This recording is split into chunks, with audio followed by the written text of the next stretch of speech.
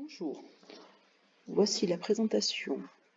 Comment, pour saisir une fonction, afficher cette fonction dans une fenêtre donnée, calculer une table des valeurs et calculer des images des antécédents avec la fonction TI83 Premium.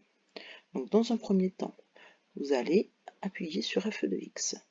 Alors on va saisir la fonction, donc si vous en avez déjà une, vous l'annulez. Donc moi je vais la saisir, c'est donc x au carré par exemple, moins 3x, moins 3x plus 5, plus 5. Entrée, vous enregistrez. Voilà. Maintenant que votre fonction est enregistrée, on va pouvoir l'afficher. Pour ça, vous appuyez sur Graphe.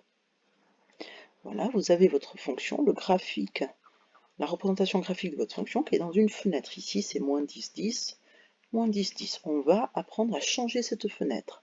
Pour ça, vous appuyez sur seconde, pardon, excusez-moi, vous appuyez sur fenêtre, donc ici, et on va mettre par exemple en x min moins 4, donc petit moins 4, entrée, x max 7, entrée, y min moins 1, donc ici y min moins 1, et enfin y max 10, il y est déjà, donc entrée. Maintenant, on va appuyer sur graphe. Hop, ça y est, vous avez la représentation graphique de votre fonction f de x dans la fenêtre souhaitée. On va maintenant chercher à faire générer la table. Donc ici, vous voyez qu'en bleu, vous avez table. Donc si je fais seconde table, vous avez une table ici, et là par exemple qui commence à 15.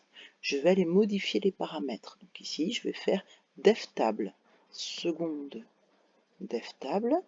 Je veux que ma table commence par exemple à 1,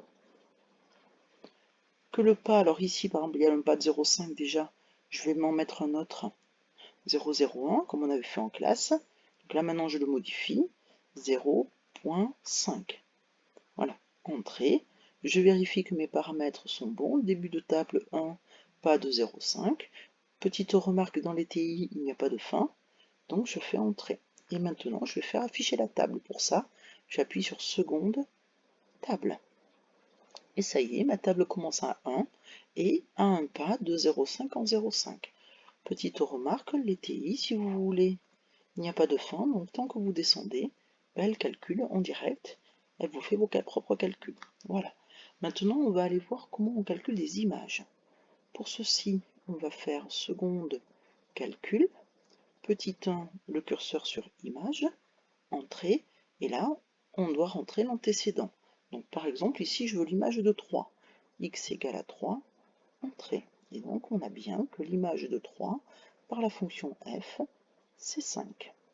Maintenant, je vais vous montrer comment calculer des antécédents. Alors, vous allez appuyer sur f de x, vous mettez le curseur sur y2,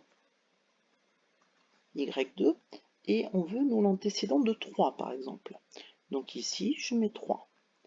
Entrée. Je vais venir faire graphe, et vous allez voir, on va avoir deux courbes. Et donc les antécédents de ça, c'est en bleu, c'est la fonction f, en rouge, c'est y est égal à 3. Donc les antécédents de f de 3 sont, on les repère ici, c'est les points d'abscisse ici, on voit que ça va être 1 et 2.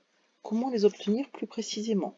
On va utiliser ce qu'on appelle la fonction intersection. Donc on va faire seconde calcul, et vous avez ici en 5 intersections. Donc soit vous appuyez sur 5, et ça sélectionne, soit vous descendez votre curseur. Je vous remontre. Tout simplement, vous descendez votre curseur à 5, et vous faites entrer. Donc là maintenant, il va nous demander, puisque on peut avoir plusieurs fonctions, quelle est la première et la deuxième fonction pour les intersections.